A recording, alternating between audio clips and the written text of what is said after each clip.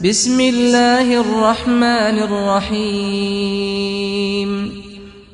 رسول اللہ صلی اللہ علیہ وسلم نے فرمایا، دنیا فائدہ اٹھانے کی چیز ہے اور دنیا میں سب سے زیادہ فائدہ دینے والی چیز نیک بیوی ہے۔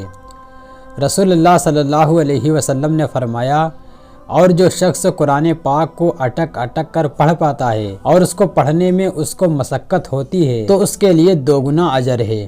رسول اللہ صلی اللہ علیہ وسلم نے فرمایا، جب بندہ نماز کے لیے کھڑا ہوتا ہے تو اس کے سارے گناہ لا کر اس کے سر اور کندھوں پر رکھ دیے جاتے ہیں۔ جب بھی وہ رکوع اور سجدہ کرتا ہے تو وہ گناہ اس سے گر جاتے ہیں۔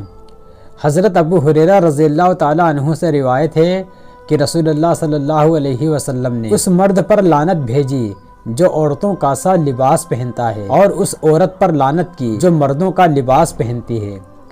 رسول اللہ صلی اللہ علیہ وسلم نے فرمایا، لوگ جمعے کی نماز چھوڑنے سے باز آ جائیں، نہیں تو اللہ ان کے دلوں پر مہر لگا دیں گے اور وہ غافلوں میں سے ہو جائیں گے۔ رسول اللہ صلی اللہ علیہ وسلم نے فرمایا، دعا نفع پہنچاتی ہے اور ان بلاؤں کو ٹالتی ہے جو نازل ہو چکی ہیں، اور ان بلاؤں کو بھی جو ابھی نازل نہیں ہوئی، اس لیے تم لوگ دعاؤں کا اہتمام کرو۔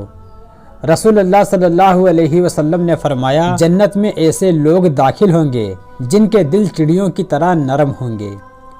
رسول اللہ صلی اللہ علیہ وسلم نے فرمایا، جب انسان مر جاتا ہے تو اس کا عمل موقوف ہو جاتا ہے مگر 3 چیزوں کا ثواب جاری رہتا ہے۔ نمبر 1 صدقہ جاریہ، نمبر 2 علم جس سے لوگ فائدہ اٹھائیں، نمبر 3 نیک اولاد جو اس کے لیے دعا کرے۔